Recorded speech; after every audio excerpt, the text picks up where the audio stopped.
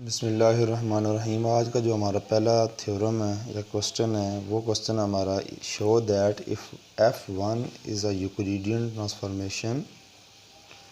ठीक है, F1 कौन सी है? एक यूक्लिडियन ट्रांसफॉर्मेशन है जिसको मैं कैसे लिख रहा हूँ, F1x is equal to AX plus ये हमने लास्ट लेक्चर में देखा था कि यूक्लिडियन ट्रांसफॉर्मेशन को किस फॉर्म में लिखा जाता है कि उसके साथ एक 2x2 मैट्रिक्स मल्टीप्लाई हो रहा होता है और एक कॉलम वेक्टर क्या हो रहा होता है, उसमें ऐड हो रहा होता है हमारे पास। ठीक है, अगर F1 एक यूक्लिडियन ट्रांसफॉर्मेशन हो तो हमने ये प्रूव करना है कि एक और ट्रांसफॉर्मेशन, इस ट्रांसफॉर्मेशन को ज़रा गौर से देखिएगा। ये मैं खुद से एक फ़ंक्शन बना रहा हूँ। फंक्शन कौन सा बना रहा हूँ कि वो जो पिछली ट्रांसफॉर्मेशन कौन सी थी, f of x is equal to a x plus a, उसमें ये जो मैट्रिक्स है ना, ए वाला मैट्रिक्स है, अगर मैं इसका क्या कैलकुलेट करूँ, इन्वर्स कैलकुलेट करूँ, और उसी इन्वर्स को मैं किसके साथ मल्टीप्लाई करूँ, एक्स के साथ है, और वो जो कॉलम वेक्टर था ए, उसके साथ भी अगर मैं किसको मल्टीप्लाई करूँ, ए इन्वर्स को, और यहाँ प्लस की जगह मैं क्या लगा दूँ, माइनस, तो ये एक नया कोई फंक्शन बनेगा जिसको मैंने क्या नाम दे दिया, F2 का। F1 क्या था, x के साथ a मल्टीप्लाई हो रहा था और a स्मॉल a ऐड हो रहा था। F2 फंक्शन मैंने कैसे बनाया, उसी a का मैंने क्या कैलकुलेट किया है, इन्वर्स, उसको x के साथ मल्टीप्लाई किया है और स्मॉल a के साथ भी मैंने a इन्वर्स को मल्टीप्लाई किया और प्लस की जगह पे क्या लगा दिया है, माइनस लगा दिया है। तो मैं पहले ये प्रूव करने जा रहा हूँ कि ये जो नई ट्रांसफॉर्मेशन मेरी बनी है ना, तो ये भी कौन सी ट्रांसफॉर्मेशन है, यूक्लिडियन ट्रांसफॉर्मेशन है। पहले मैं ये प्रूव करूँगा कि जो मैंने नया फंक्शन बनाया ये वाला F2x is equal to a inverse x minus a inverse a, ये भी कौन सी ट्रांसफॉर्मेशन है, यूक्लिडियन ट्रांसफॉर्मेशन।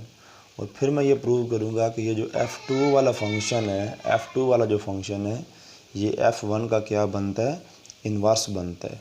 ठीक है, तो पहले इसको मैंने यूक्लिडियन ट्रांसफॉर्मेशन प्रूव करना है, फिर हम इसको सेकंड पार्ट को देखेंगे। अच्छा, बात को समझें, मैंने उस दिन आपको बड़ी क्लियर बात एक बताई थी कि कोई फंक्शन यूक्लिडियन ट्रांसफॉर्मेशन कब बनता है, जब ये वाला जो मैट्रिक्स है, ये कौन सा मैट्रिक्स होना चाहिए, 2x2, और साथ कौन सा मैट्रिक्स होना चाहिए, ऑर्थोगोनल होना चाहिए। ठीक है, अब मैं चाहता हूँ कि क्या ये जो ए इन्वर्स है, क्या ये 2x2 है। तो याद करें कि एफ ऑफ एक्स में ये जो मैट्रिक्स था ए, ये 2x2 था। तो अगर एक मैट्रिक्स 2x2 हो तो उसका इन्वर्स भी हमारे पास कौन सा मैट्रिक्स होता है, 2x2 होता है। इसका मतलब है एक्स के साथ जो चीज़ मल्टीप्लाई हो रही है उसमें जो दो बातें होनी चाहिए थी, उसमें पहली बात तो ठीक है, बिकॉज अगर ए 2x2 का है तो ए इन्वर्स भी क्या होगा, 2x2 का होगा।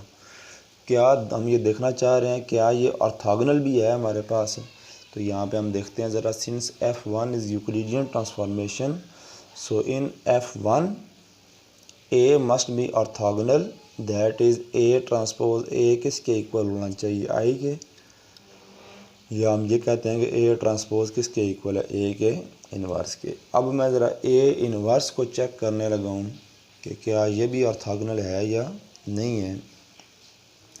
तो किसी को ऑर्थोगोनल चेक करने का क्या तरीका होता है, now F2 is equal to a inverse x minus a inverse a. अगर मैंने चेक करना है कि ए इन्वर्स ऑर्थोगोनल है या नहीं है, तो मैं कैसे चेक करूँगा, ए इन्वर्स के साथ ए इन्वर्स के ट्रांसपोज को क्या करूँगा, मल्टीप्लाई। तो ये ए इन्वर्स है, तो ये दोनों आपस में इंटरचेंज हो जाएंगे। हो सकती है ये प्रॉपर्टी होती है कि ट्रांसपोज इधर आ जाता है, इन्वर्स बाहर चला जाता है, तो A inverse into A transpose का। अब ये जो ए ट्रांसपोज है, इक्वेशन नंबर 1 में जाएँ ज़रा, इक्वेशन नंबर 1 में ए ट्रांसपोज किसके इक्वल है, ए इन्वर्स के। तो ये ए ट्रांसपोज की जगह पे ए इन्वर्स आ गया, तो इन्वर्स का इन्वर्स वापस ए बन जाता है। तो ए इन्वर्स इंटू ए किसके इक्वल आ गया, आई के। इट मीन्स क्या है कि अगर ए इन्वर्स के साथ ए इन्वर्स का ट्रांसपोज मल्टीप्लाई किया जाए तो वो किसके इक्वल आ जाता है, आई के इक्वल।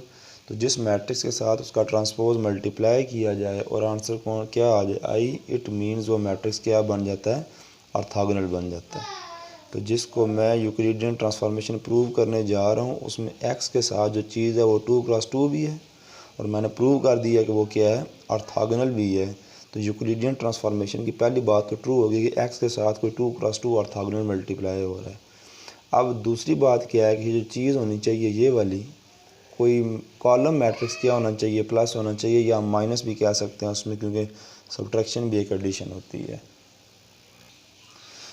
इसके लिए बात ये देखेंगे फर्दर, मतलब अब मैं इसको प्रूव करने जा रहा हूँ कि आर स्क्वायर में, अगर आपको लास्ट क्वेश्चन याद हो ना, मैंने उसमें आपको याद होगा कि ये ज़रा देखें 2x2 मैट्रिक्स के साथ जब मैंने कॉलम मैट्रिक्स मल्टीप्लाई किया था, 2x2 के साथ कॉलम मैट्रिक्स, तो मैंने वहाँ बड़ी डिटेल में बताया था कि 2x2 मैट्रिक्स जब कॉलम मैट्रिक्स मल्टीप्लाई होता है तो आपको याद होगा इसका लास्ट में चल के आंसर क्या आया था, कॉलम मैट्रिक्स। इसका मतलब है 2x2 के साथ जब 2x1 का मल्टीप्लाई होता है मैट्रिक्स तो आंसर 2x1 का आता है, मीन्स उसी ऑर्डर का आ जाता है कॉलम मैट्रिक्स। तो अब ज़रा गौर से देखें ना, ये ए इन्वर्स कितने ऑर्डर का मैट्रिक्स है 2x2 का, ये ए कितने ऑर्डर का है 2x1 का। अगर इसमें देखें इसको तो ये जो ए इन्वर्स मैट्रिक्स है ये 2x2 का है और स्मॉल ए कितने ऑर्डर का है 2x1 का। तो जब मैं इन दोनों को मल्टीप्लाई करूँगा तो ए इन्वर्स ए भी कौन सा बन जाएगा, कॉलम मैट्रिक्स। तो इसका मतलब है F2 इन्वर्स एक्स में ये 2x2 ऑर्थोगोनल हो गया। ये कौन सा मैट्रिक्स है, कॉलम मैट्रिक्स है। तो कोई भी ऐसा फंक्शन जिसमें डोमेन के एलिमेंट के साथ 2x2 ऑर्थोगोनल मल्टीप्लाई हो रहा हो और एक कॉलम वेक्टर प्लस हो रहा हो या फिर क्या हो रहा हो माइनस, वो फंक्शन हमारा असल में क्या कहलाता है, यूक्लिडियन ट्रांसफॉर्मेशन। तो हमने प्रूव कर दिया कि F कौन सी ट्रांसफॉर्मेशन है, Euclidean transformation.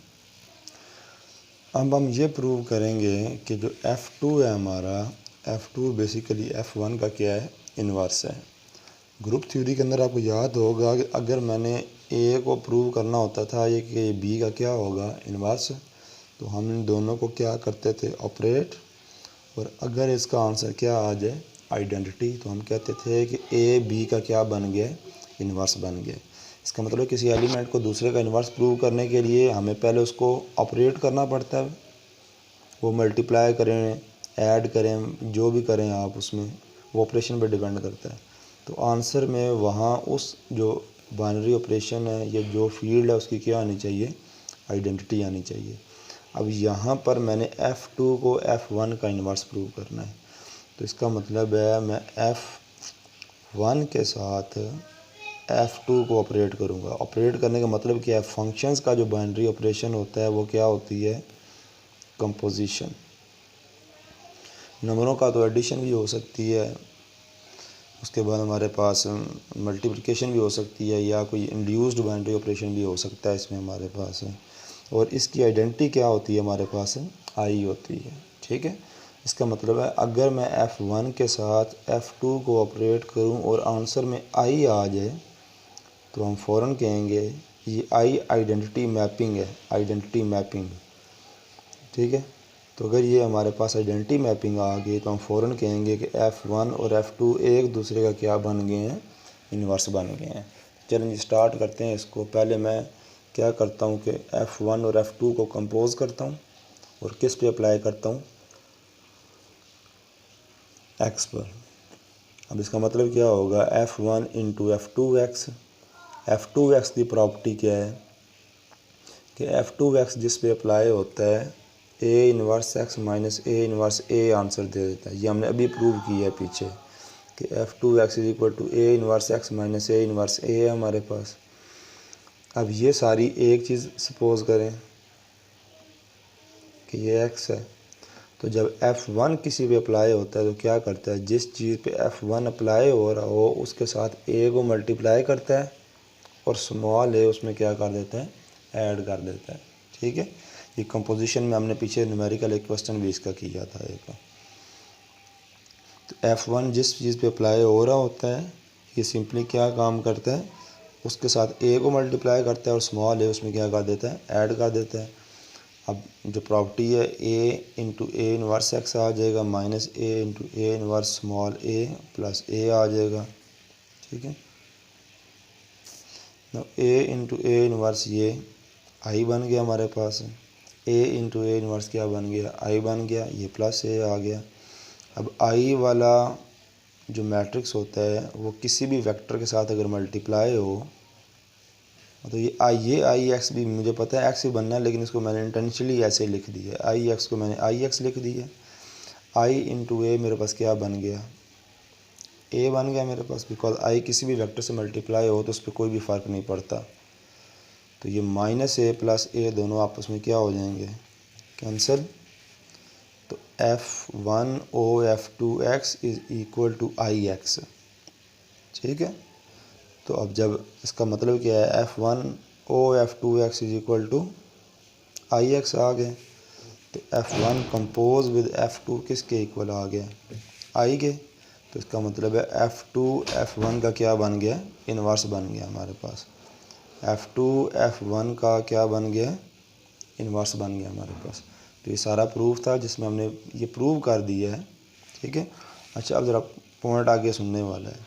If we want inverse of some Euclidean transformation, अगर हमें कहा जाए कि किसी भी यूक्लिडियन ट्रांसफॉर्मेशन का क्या कैलकुलेट करें, इन्वर्स, जिस तरह F1 का है, तो हम सिंपल क्या काम किया करेंगे, ये जो मैट्रिक्स यहाँ पे हमें ए दिया गया होगा ना ट्रांसफॉर्मेशन के अंदर, हम उसका क्या कैलकुलेट किया करेंगे, इन्वर्स, और एक नया फंक्शन बना दिया करेंगे। कौन सा function, A inverse x minus a inverse ए।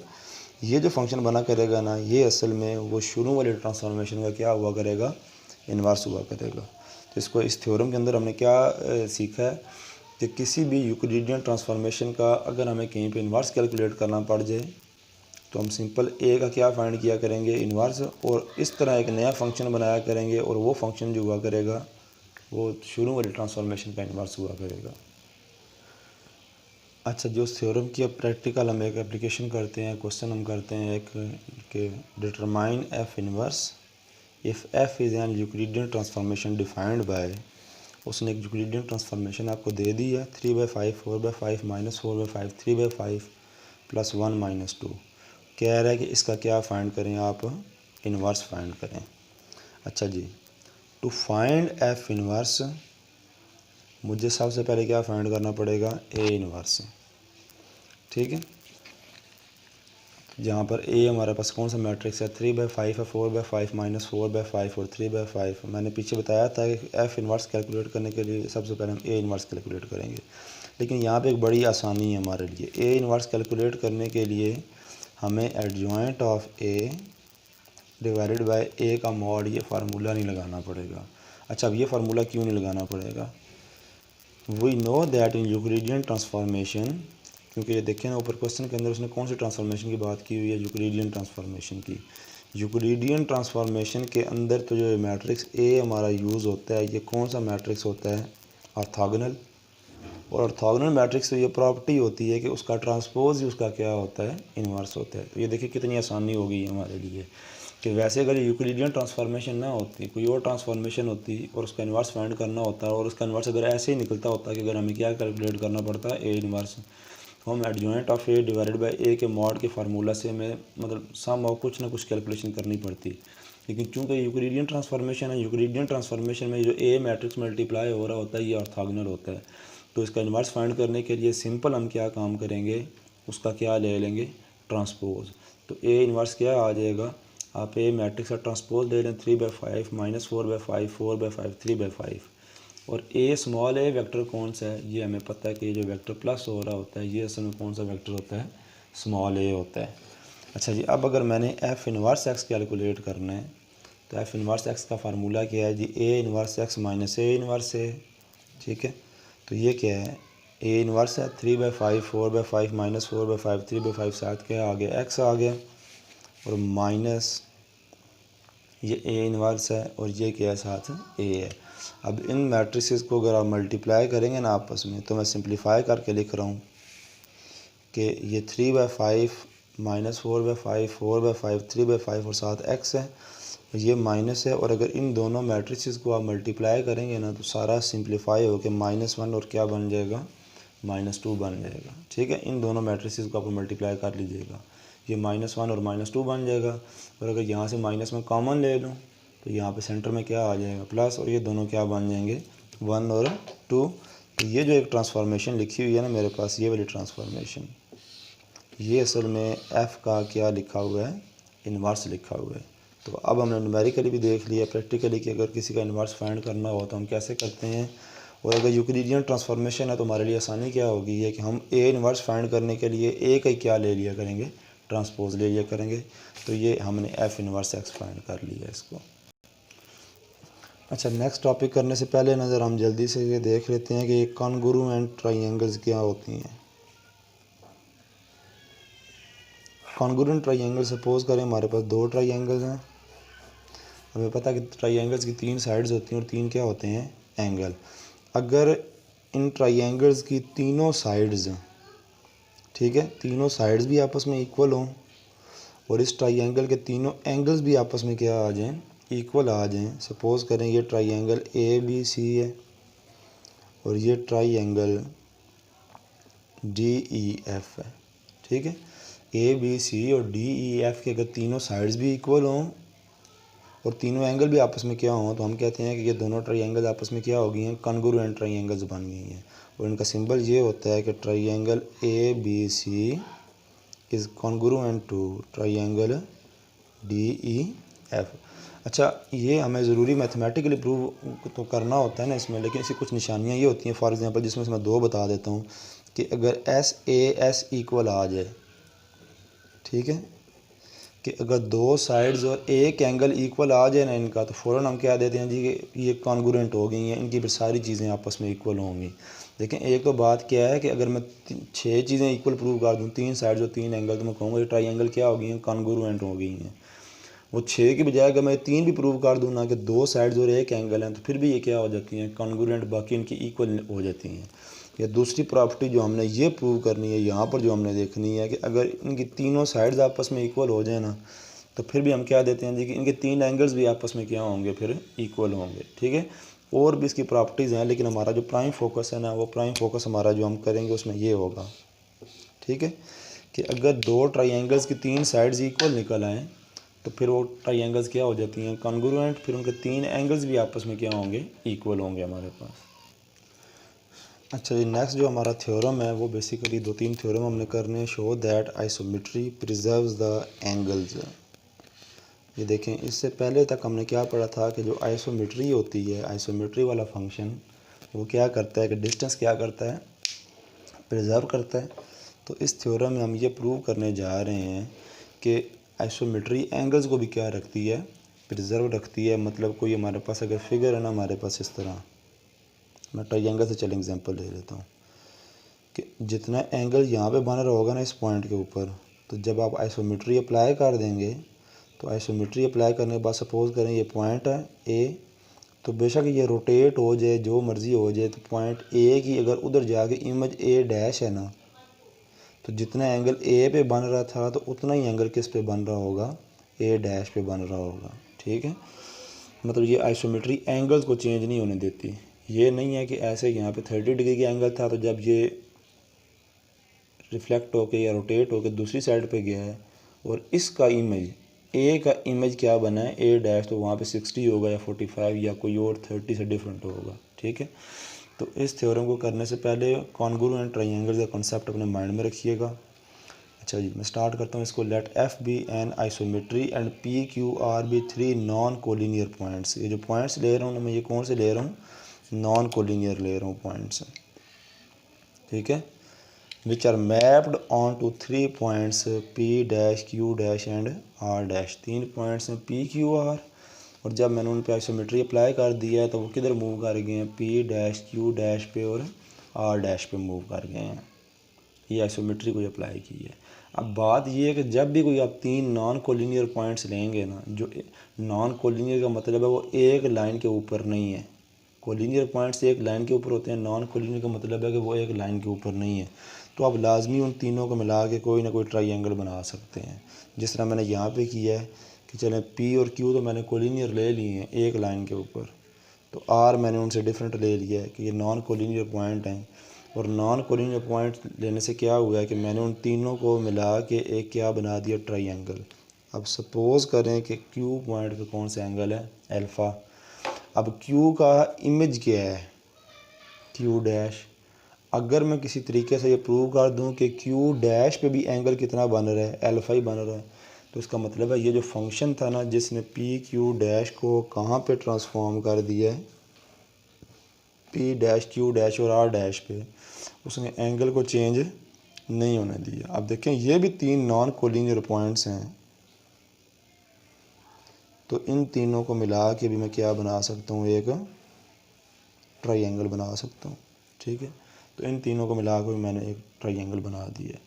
देखें माइंड में लाएं, इससे पहले हमें आइसोमेट्री की कौन सी प्रॉपर्टी सिर्फ पता है, हमें सिर्फ ये पता है कि आइसोमेट्री डिस्टेंस को क्या करती है, प्रिजर्व करती है।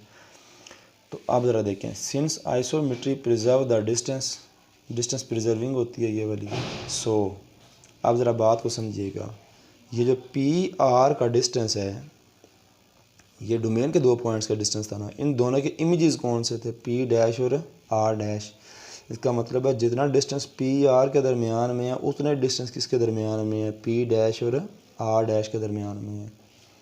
जितना डिस्टेंस पी और क्यू के दरमियान में है उतने डिस्टेंस पी डैश और क्यू डैश के दरमियान में है, और जितना डिस्टेंस क्यू आर के दरमियान में है उतने डिस्टेंस क्यू डैश और आर डैश के दरमियान में है, क्योंकि आइसोमेट्रिक डिस्टेंस प्रिजर्विंग होती है। तो P Q is equal to P dash Q R is equal to Q dash R dash. ये डिस्टेंस चेंज नहीं हो सकते इन पॉइंट्स के। मैं ट्राई एंगल की तो बात ही नहीं कर रहा, मैं तो दो दो पॉइंट्स लेके बात कर रहा हूँ कि पी क्यू अगर डिस्टेंस है तो पी डैश क्यू डैश भी उतना ही होना चाहिए। पी आर का डिस्टेंस पी डैश और आर डैश के इक्वल है। ये डिस्टेंस इक्वल होने से क्या बना है कि देखें ना, ये जो ट्राई की तीन साइड्स थी, पी क्यू आर पी, तो ये तीन साइड्स असल में इन तीन साइड्स के क्या आ गई हैं, इक्वल। तो ये क्या बन गया, 3s is equal to 3s।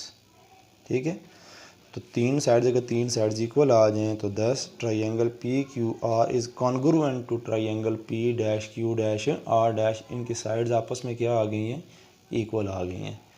मैं ये पूरी ट्रायंगल मैप नहीं करके ले गया, मैं पॉइंट मैं मैप किए हैं मैंने, और मैंने ये प्रॉपर्टी यूज़ करके इनकी तीनों साइड्स आपस में क्या प्रूव कर दी हैं, इक्वल।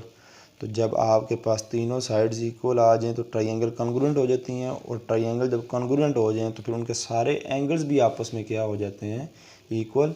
तो इसका मतलब अगर क्यू पे अल्फ़ा बन रहा था तो क्यू डैश पे भी क्या बन रहा होगा, अल्फ़ा, जिसको मैंने इस तरह शो कर दिया है कि angle P Q R is equal to angle P dash Q dash. जिस पे एंगल बन रहा होता है वो पॉइंट सेंटर में आ जाता है हमारे पास। ठीक है, तो ये बेसिकली हमने क्या प्रूव कर दिया है कि आइसोमेट्री क्या प्रिजर्व करती है, एंगल्स। तो इससे पहले हमारे पास आइसोमेट्री की एक प्रॉपर्टी हमें पता थी कि आइसोमेट्री डिस्टेंस को क्या कर रही होती है, प्रिजर्व कर रही होती है। तो इस थ्योरम के बाद हमें ये पता चल गया कि आइसोमेट्री एंगल्स को भी क्या करती है, प्रिजर्व करती है, और इसका ये सारा प्रूफ लिखा हुआ है आपके पास। अच्छा जी, इससे नेक्स्ट जो हमारा थ्योरम है वो ये टॉप पे लिखा हुआ है कि show that isometry preserve the collinearity. Collinearity का क्या मतलब है कि अगर आइसोमेट्री अप्लाई करने से पहले तीन पॉइंट अगर एक लाइन के ऊपर हैं तो आइसोमेट्री अप्लाई करने के बाद भी ये तीनों पॉइंट एक लाइन के ऊपर ही रहेंगे। ये नहीं होगा कि आर यहाँ से लाइन से साइड पे हो जाएगा या क्यू साइड पे हो जाएगा हमारे पास, ऐसा नहीं होगा। ठीक है, तो अगर हमारे पास तीन पॉइंट्स कोलिनियर हैं तो उसमें आइसोमेट्री अप्लाई करने के बाद भी वो तीन पॉइंट्स आपस में क्या रहेंगे, कोलिनियर रहेंगे। ठीक है, इसको प्रूव करने से पहले ना ज़रा एक बात छोटी सी उसमें मैं डिस्कस कर दूं इसमें कि ये जो हमारे पास होता है ना, सपोज़ करें ये जो रिलेशन होता है, मैं तीन पॉइंट से एक लाइन पर ड्रॉ करता हूँ, ए बी और सी। अब ये जो एक टाइप होती है ना, इसका एक स्पेशल रिलेशन होता है। रिलेशन क्या होता है कि अगर मैं डिस्टेंस लूँ ए से लेके बी तक प्लस डिस्टेंस लूँ बी से लेके सी तक, तो ये डिस्टेंस आ जाएगा ए से लेके सी तक। इस रिलेशन को गौर देखें, ये रिलेशन असल में हमें बता रहा होता है कि ये जो तीन पॉइंट्स हैं ना, ये तीन पॉइंट्स कौन से पॉइंट्स हैं, कोलिनियर पॉइंट्स हैं। मीन्स क्या, अगर पहले से दूसरे तक का डिस्टेंस प्लस दूसरे से तीसरे तक का डिस्टेंस अगर इक्वल हो जाए पहले से तीसरे तक का डिस्टेंस, तो हम फ़ौरन कह देंगे कि ये पॉइंट्स कौन से पॉइंट्स हैं, कोलिनियर पॉइंट्स हैं। ये रिलेशन हम यहाँ पर अब यूज़ करके पॉइंट्स को क्या प्रूव करेंगे, कोलिनियर प्रूव करेंगे। तो असल में हमारे पास डोमेन में ये तीन पॉइंट्स हैं, पी क्यू और आर। ठीक है, तो स्टार्ट करते हैं इसको। Let P Q R be three collinear points and P dash Q dash R dash be corresponding images under an isometry F, और उन पे आइसोमेट्री F अप्लाई हुई है और उनके इमेजेस कौन से बन गए हैं, P डैश Q डैश और R डैश। अच्छा जी, अब ये तीन कोलिनियर पॉइंट्स मैंने ले लिए हैं। Since isometry is distance preserving, ये फिर मैं डेफिनेशन लगाता हूँ, तो पी क्यू किसके इक्वल आ जाएगी, पी डैश क्यू डैश के, क्यू आर किसके इक्वल आ जाएगा, क्यू डैश आर डैश के, और पी आर किसके इक्वल होगा, पी डैश आर डैश के। ये इनके दरमियान में डिस्टेंस चेंज नहीं होने देगा। ये आइसोमेट्री की पहली प्रॉपर्टी जो हमने सबसे पहले पढ़ी थी। अच्छा जी, अब ज़रा एक बात को ध्यान से सुनिएगा। Since P Q R lies on the same line, ये एक लाइन के ऊपर है, so one of them lies between the other two, तो ये लाजमी तौर पे बात होगी कोई एक पॉइंट तो बाकी दो के दरमियान में आ रहा होगा, जिस तरह मैंने यहाँ पे कौन सा पॉइंट ड्रॉ कर दिया है, क्यू। तो जब भी आप कहते हैं ना कि 3 पॉइंट एक लाइन के ऊपर हैं, तो ये बात तो कन्फर्म होती है ना कि कोई एक पॉइंट बाकी दो के दरमियान में होगा। Since P Q R lies on the same line, so one of them lies between the other two, let Q lies between P and R. तो देखिए हमारे पास क्या रिलेशन बनेगा जी, कोलिनियरिटी का क्या रिलेशन होता है कि पी से क्यू तक का डिस्टेंस, पी से क्यू तक का डिस्टेंस और प्लस क्यू से आर तक का distance, this is equal to distance from P to R. ठीक है, ये रिलेशन मैंने कैसे लिखा, चूँकि 3 पॉइंट्स क्या थे, कोलिनियर। अब मुझे बताएं कि ये ऊपर क्या रिलेशन है, पी क्यू किसके इक्वल है, पी डैश क्यू डैश के, पी डैश क्यू डैश। अब इसमें देखें क्यू आर किसके इक्वल है, क्यू डैश आर डैश के, और पी आर किसके इक्वल है, पी डैश आर डैश के। अब फॉर द टाइम बीइंग इस ऊपर वाली सारी चीज़ को आप भूल जाएं, सिर्फ इस रिलेशन पे फोकस करें, इस रिलेशन पे। तो ये रिलेशन क्या बता रहा है आपको कि पहले पॉइंट से दूसरे पॉइंट तक का डिस्टेंस प्लस दूसरे पॉइंट से तीसरे पॉइंट का distance, this is equal to distance from first point to third point. इसका क्या मतलब बन गया कि ये जो पी डैश क्यू डैश और आर डैश हैं, ये पॉइंट्स भी आपस में क्या हैं, कोलिनियर है, क्योंकि ये रिलेशन होल्ड ही तब करता है जब ये जो 3 पॉइंट्स हैं, ये तीनों पॉइंट्स कौन से होने चाहिए, कोलिनियर होने चाहिए। तो ये प्रूव हो गया है। ठीक है, हमने क्या प्रूव करना था कि अगर 3 पॉइंट्स कोलिनियर हों तो उनके आफ्टर अप्लाइंग आइसोमेट्री इमेजेस भी क्या रहेंगे, कोलिनियर। तो ये रिलेशन मैंने कैसे लिखा है, क्योंकि ये 3 पॉइंट्स कोलिनियर थे। अब चूँकि ये 3 पॉइंट्स कोलिनियर थे तो इनका डिस्टेंस प्रिजर्विंग प्रॉपर्टी यूज़ करके मैंने इनको डोमेन से किस में चेंज किया है, रेंज में, और रेंज में भी ये रिलेशन होल्ड कर रहा है जो डोमेन में कर रहा था। तो इसका मतलब है रेंज के अंदर भी ये तीनों पॉइंट्स कौन से हैं, कोलिनियर। तो हमने ये प्रूव कर दिया है कि ये 3 पॉइंट्स अगर डोमेन में कोलिनियर है तो रेंज में भी कोलिनियर है, तो आइसोमेट्री प्रिजर्व्स द कोलिनियरिटी। अच्छा, नेक्स्ट हमारा थ्योरम है, show that concurrent lines remains concurrent under isometry. ठीक है, कि 2 लाइनें अगर कॉन्करेंट हैं, कॉन्करेंट लाइंस वो लाइंस होती हैं जो एक दूसरे को कट करती हैं। अब ज़रा बात को समझिएगा, वो ये कहना चाह रहा है कि अगर डोमेन के अंदर 2 लाइनें एक दूसरे को कट कर रही हैं, तो अगर मैं इन लाइनों को मैप करके, अगर ये मैपिंग कौन सी है, आइसोमेट्री वाली है, तो रेंज के अंदर भी जाकर ये लाइनें एक दूसरे को क्या करेंगी, कट करेंगी। ये नहीं है कि डोमेन में अगर कट कर रही हैं तो रेंज के अंदर जाकर ये दोनों लाइनें आपस में क्या हो जाएंगी, पैरेलल हो जाएंगी। अच्छा, अब ये लाइनें कॉन्करेंट, जैसा मैंने बताया था ना कि अगर आपने 3 पॉइंट्स को लीनियर शो करने हो तो आगे मैड में क्या होता है, first to second plus second to third is equal to first to third.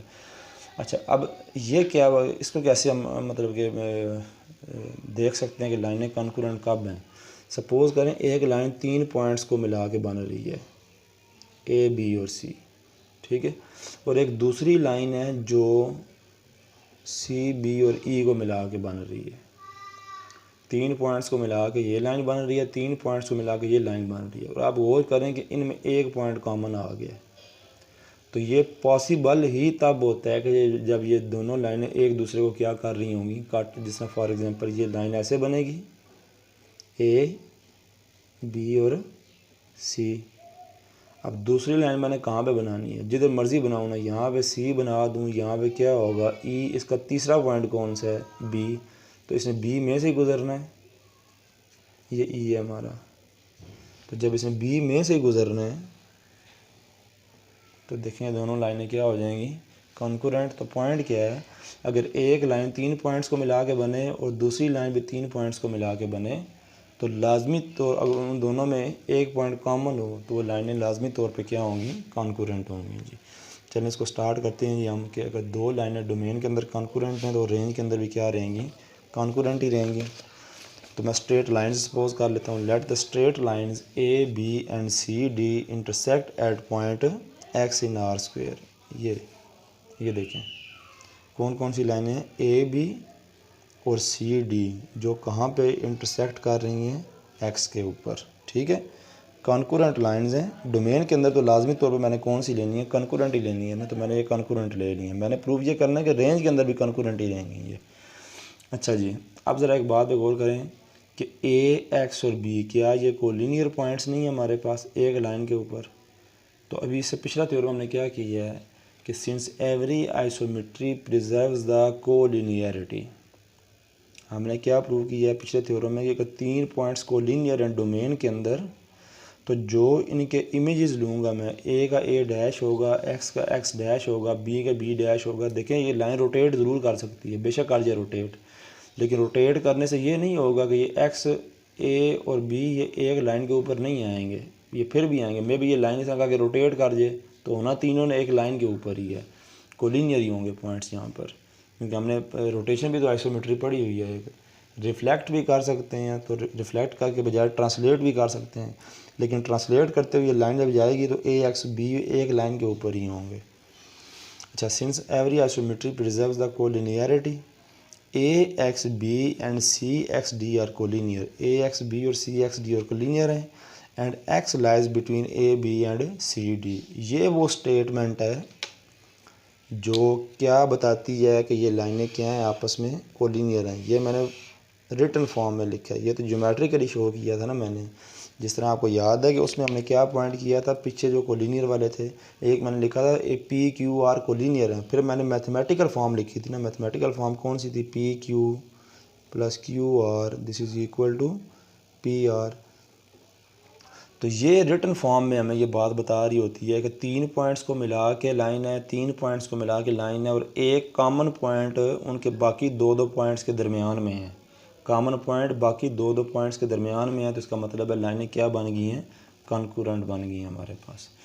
अच्छा, अब ज़रा एक बात को समझिएगा, ए एक्स बी कोलिनियर है, तो a dash x dash B dash ये भी मस्ट भी क्या होने चाहिए, कोलिनियर होने चाहिए। क्यों? क्योंकि isometry preserves the collinearity. C X D collinear हैं, तो C dash x dash D dash must भी क्या होने चाहिए, ये कोलिनियर होने चाहिए। और देखें इन दोनों के दरमियान में एक पॉइंट क्या आ रहा है, common, and X dash must lies between A dash B dash and C dash. इसका मतलब क्या है, अगर इस लाइन को पढ़ें ना आप, ये जो दो लाइनें हैं, और अब ये पढ़ें तो ये दोनों सेम चीज़ बन गई है। कैसे? ये तीन पॉइंट्स को मिला के लाइन थी जो कोलिनियर थे, ये तीन पॉइंट कोलिनियर थे, और उनमें एक पॉइंट कॉमन है, तो इसका मतलब है उनसे जो बनने वाली लाइनें होंगी वो आपस में क्या होंगी, कॉन्करेंट होंगी। अब a dash x dash B dash collinear, c dash x dash D dash collinear, और उनके दरमियान में एक पॉइंट है जो बाकी दो दो पॉइंट्स के दरमियान में लाई कर रहा है, और वो कॉमन पॉइंट है। इसका मतलब है कि a dash B dash c dash D dash जो लाइनें हैं ये भी मस्ट भी क्या होनी चाहिए, कॉन्करेंट होनी चाहिए। So isometry preserves the concurrency of lines, कि अगर डोमेन के अंदर दो लाइनें आपस में कट कर रही हैं तो रेंज के अंदर भी एक दूसरे को क्या करेंगी, कट करेंगी। और कॉन्करेंसी बता चुका हूँ कि ये इसकी रिटन फॉर्म होती है जहाँ से हमें पता चल जाता है कि क्या है, ये कॉन्करेंट है। अच्छा जी, नेक्स्ट ज़रा चीज़ प्रूव करने से पहले ज़रा मैं इसको एक बात बताना चाहता हूँ इसमें, कि जो हम डिस्टेंस लिख रहे होते हैं डोमेन के अंदर हम डिस्टेंस क्या लिख रहे होते हैं, y2 माइनस y1 का square plus x2 minus x1 का स्क्वायर। ठीक है, अभी मैं इस डिस्टेंस को नई फॉर्म में लिखने का तरीका बताऊंगा, जो कि हमने नेक्स्ट में इसको यूज़ करना है। अच्छा देखें, ये जो हमारे पास होता है ना, अगर मैं इसको लिखूं d is equal to P1 minus P2, ये P1 पॉइंट हमारे पास। ठीक है, अब इसको बताऊंगा कि ये यहाँ से ऐसे कैसे बनता है हमारे पास। तो P1 हमारे पास क्या होता है, x1 y1, P2 क्या होता है x2 y2। ठीक है, अब ये हमारे पास अगर मैं ऑर्डर पेयर की प्रॉपर्टी लगाऊं तो ये क्या बन जाएगा, x1 minus x2 y1 minus y2। तो ये जो ऑर्डर्ड पेयर का जो मॉड होता है ना, ये बेसिकली ये कॉम्प्लेक्स नंबर होता है ना हमारे पास, ऑर्डर 2 डायमेंशनल जो एलिमेंट होता है हमारे पास, तो ऑर्डर पेयर के जो एलिमेंट्स होते हैं उनका मॉड किसके इक्वल होता है, फर्स्ट एलिमेंट का स्क्वायर प्लस सेकंड एलिमेंट का स्क्वायर, और उसका ऊपर क्या लिखना होता है, स्क्वायर रूट। 3 डायमेंशनल स्पेस भी हम ऐसे करते हैं ना, अगर मेरे पास हो x1 x2 और x3, उसको मैं कहूँ आप इसका मॉड मालूम करें, तो आप क्या करेंगे, x1 का स्क्वायर प्लस x2 का स्क्वायर प्लस x3 का स्क्वायर, और ये नॉर्म बन जाते हैं आगे चल के हायर डायमेंशनल स्पेसिस में चल के। ठीक है, तो बताना ये चाह रहा हूँ कि अब ये चीज़ मतलब ये y1 माइनस y2 है, तो इसको y2 माइनस y1 का स्क्वायर के नीचे आप इनकी अरेंजमेंट चेंज कर सकते हैं। तो यहाँ से यहाँ पे ज़रा देखें गौर से, ये दोनों एक ही चीज़ लिखी हुई है हमारे पास। तो अभी हमने क्या सीखा है कि इससे पहले डिस्टेंस चूँकि हम इस तरह लिखते थे, तो ये जो डिस्टेंस होता है डोमेन का डिस्टेंस मैं इस फॉर्म में भी लिख सकता हूँ P1 माइनस P2। अब जल्दी से देखें ज़रा, हम D डैश को कैसे लिखते थे, D डैश को लिखते थे y2 dash minus y1 dash का square plus x2 dash minus x1 dash का स्क्वायर।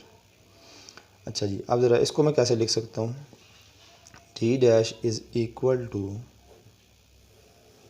इसी को मैं इस तरह रिवर्स में लेके आता हूँ। तो क्या ये ऐसे नहीं लिखा हुआ हमारे पास, अगर मैं इसको यहाँ पे चेंज करूँ,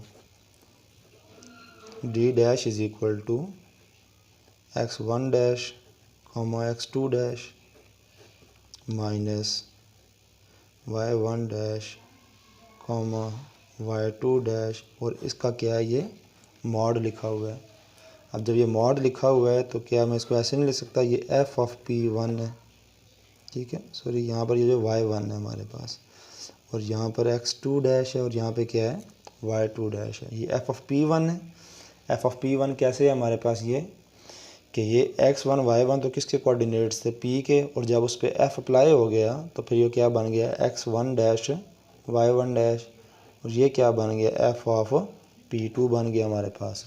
तो देखें आज हमने क्या देखा है कि डोमेन के डिस्टेंस को लिखने के लिए हम क्या लिखा करेंगे, सिंपल P1 माइनस P2 का मॉड, और रेंज के डिस्टेंस को लिखने के लिए हम क्या लिखा करेंगे, f of P1 minus f of P2। इससे पहले हम इस फॉर्म में लिखते थे ना, डिस्टेंस फार्मूला की फॉर्म में, तो ये मैंने एब्सोल्यूट वैल्यू की फॉर्म में डिस्टेंस लिखना सिखा दिया आपको कि डिस्टेंस को कैसे लिखा जाता है इसमें।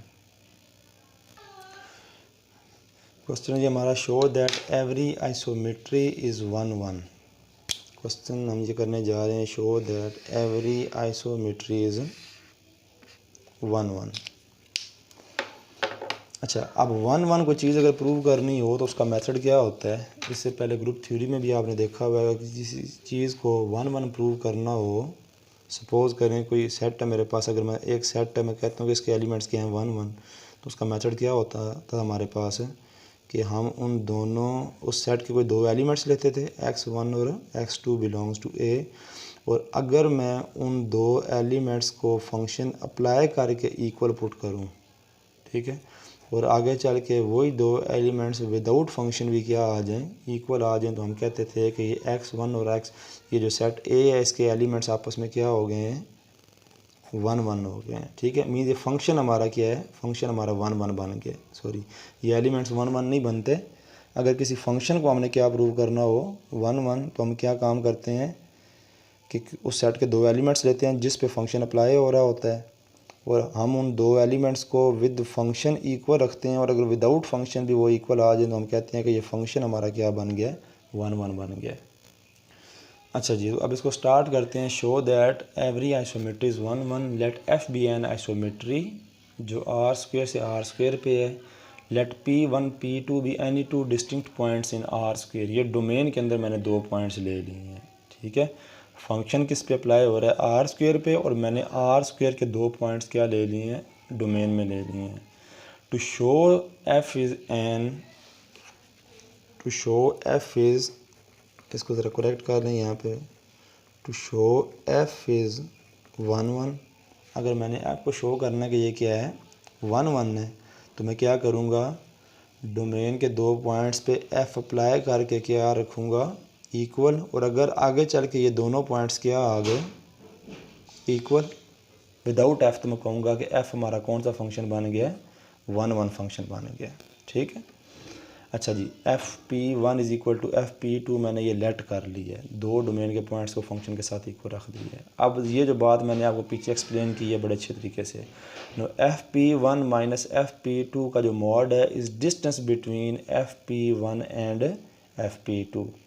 ठीक है, fp1 और fp2 के दरमियान में, रेंज के दो पॉइंट्स के दरमियान में ये क्या है, डिस्टेंस है। And p1 minus p2 is distance between p1 and p2। ये मैंने जो नई फॉर्म लिखना सिखाई है डिस्टेंस की आपको, ये p1 और p2 का डिस्टेंस है, और fp1 क्या है, p1 का इमेज, और fp2 क्या है, p2 का image. Since f is an isometry, तो fp1 minus fp2 is equal to p1 minus p2 का मॉड। क्यों जी, ये बात ट्रू है, बिकॉज ये आइसोमेट्री है, और आइसोमेट्री क्या होती है, डिस्टेंस प्रिजर्विंग। जितना डिस्टेंस दो पॉइंट्स के दरमियान में डोमेन के अंदर होता है, अब ये उन्हीं की इमेजेस है ना, ये कोई और पॉइंट, ये और पॉइंट्स नहीं है, fp1 p1 का इमेज है। तो मैंने बताया था कि जितना डिस्टेंस डोमेन के अंदर होता है, ये बेसिकली ये क्या है, p1 डैश है ना हमारे पास, p2 डैश है, p1 पे जब f अप्लाई हो जाए तो p1 डैश बन जाता है। तो हमने रिफ्लेक्शन में भी किया है, रोटेशन में भी काम किया है कि जितना डिस्टेंस डोमेन के अंदर होता है उतना डिस्टेंस किसके अंदर होता है, रेंज के अंदर होता है, फ्रॉम 1। अच्छा, अब यहाँ पे इसको मैंने इक्वेशन नंबर 2 का नाम दे दिया। इक्वेशन नंबर 2 का नाम देने के बाद इक्वेशन नंबर 1 में जाएँ। इक्वेशन नंबर 1 में देखें क्या लिखा हुआ था, एफ ऑफ p1 किसके इक्वल, एफ ऑफ p2 के। इस एफ ऑफ p2 को इस साइड पे लेके हैं, तो F of p1 minus F of p2 किसके इक्वल बन जाएगा, 0 के इक्वल बन जाएगा। तो अगर मैं मॉड ले लूँ तो ये फिर भी क्या रहेगा, 0 ही रहेगा मेरे पास। ठीक है, तो ज़रा इक्वेशन नंबर 2 को यूज़ करें। इक्वेशन नंबर 2 को जब मैं यूज़ करूँगा, p1 minus p2, because F of p1 minus F of p2 this is equal to p1 minus p2। तो ये भी किसके इक्वल हो जाएगा, 0 के। क्या मैंने यूज़ किया, 2 को। तो अगर p1 माइनस p2 का मॉड 0 है तो p1 माइनस p2 भी लाजमी तौर पर किसके इक्वल होगा, 0 के। तो यहाँ से p1 किसके इक्वल आ गया, p2 के, जिससे हमारा फंक्शन क्या बन गया है, 1 1। मैं दोबारा जल्दी से रिपीट करता हूँ, कोई फंक्शन 1 1 कब बनता है, जब आप डोमेन के दो पॉइंट्स के साथ फंक्शन अप्लाई करके इक्वल लिखें और लास्ट में वो दोनों पॉइंट्स विदाउट फंक्शन भी क्या आ जाएं, इक्वल, वो फंक्शन 1 1 बन जाता है। बात इसमें समझने वाली क्या है कि ये जो मैंने आपको एक्स्ट्रा से एक बात बताई थी कि डिस्टेंस को ट्रांसफॉर्म कैसे करना है, ये कैसे बनता है। तो अभी डिस्टेंस को लिखने के हमारे पास दो फॉर्म्स आ चुकी हैं, एक इन टर्म्स ऑफ कोऑर्डिनेट्स और एक in terms of points. In terms of points आप ऐसे मॉड की फॉर्म में डिस्टेंस लिखते हैं, और इन टर्म्स ऑफ कोऑर्डिनेट्स अगर आप लिखेंगे तो वो डिस्टेंस फार्मूला प्रॉपर लगाते हैं, लेकिन हैं ये दोनों चीज़ें सेम। तो आज हमने इसमें देखेंगे जो चीज़ें, इनको ज़रा क्लियर कर लीजिएगा, बाकी इंशाल्लाह नेक्स्ट लेक्चर में।